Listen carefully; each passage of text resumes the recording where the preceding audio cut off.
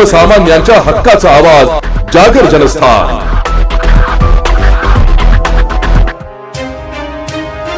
शासनाने काढलेल्या नवीन वाहतूक आणि हाताळणी परिपत्रकामुळे हमाल कामगारांवर बेरोजगारीची वेळ आल्याने धुळे जिल्हा हमाल कामगार संघटनेच्या वतीने क्युमाइन क्लब परिसरात धरणे आंदोलन करण्यात येत आहे। शासकीय धान्य गोदामाचे काम थेट वाहतूक ठेकेदारांना देण्याच्या शासनाच्या या निर्णयामुळे गेल्या 25 ते 20 वर्षांपासून काम करणाऱ्या धुळ्यातील 300 आणि राज्यातील तब्बल 10,000 हमाल कामगारांच्या रोजगारावर गदा आली आहे।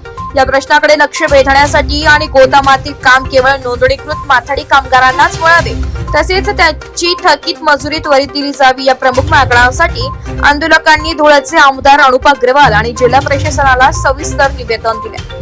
संघटनेच्या प्रतिनिधींनी प्रशासनाला स्पष्ट इशारा दिलाय की 25 आणि 26 मे असे 2 दिवस हे धरणे आंदोलन सुरू राहील। मात्र तरीही शासनाने या मागण्यांची वेळेत दखल न घेतल्यास 27 मे पासून धुळे जिल्ह्यातील सर्व शासकीय धान्य गोदामांमधील कामकाज बेमुदत काळासाठी बंद ठेवण्यात येईल। आता यावर प्रशासन काय तोडगा काढते याकडे सर्वांचे लक्ष लागून आहे।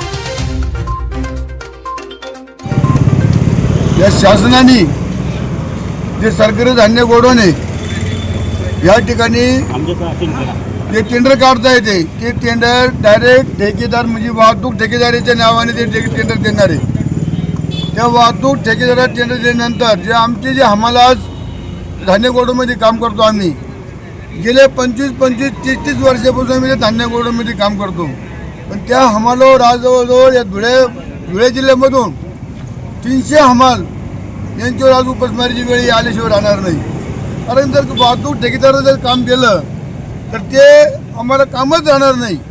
त्यामुळे आमच्यावरती उपासमारीची वेळ येऊ नये म्हणून आज आम्ही धरणं आंदोलन करीत आहोत। दुसरी गोष्ट अशी की जे मागे निदर्शन ते आमच्या हमाला आजपर्यंत मिळालेलं नाही ते आमच्या हमालाला मिळावा। तिसरी गोष्ट अशी की आमचे 10 तारखेच्या आतमध्ये आमच्या माथाडी गोडाऊनतून पगार झाले पाहिजेत। हे पगार आमचे दोन महिने आमचे पगार होत नाही ते महिने पगार आमचे 10 तारखेच्या झाला पाहिजे। आणि हे जर काही सरकारी याचा निर्णय नाही घेतला तर आम्ही आता ते तात्पुरतं आम्ही 25 आणि 26 हे 2 दिवस धरणे आंदोलन करीत आहोत। जर काही सरकारने 26 पर निर्णय नाही घेतला तर जागर जनस्थानसाठी रूपक बिरारी धुळे।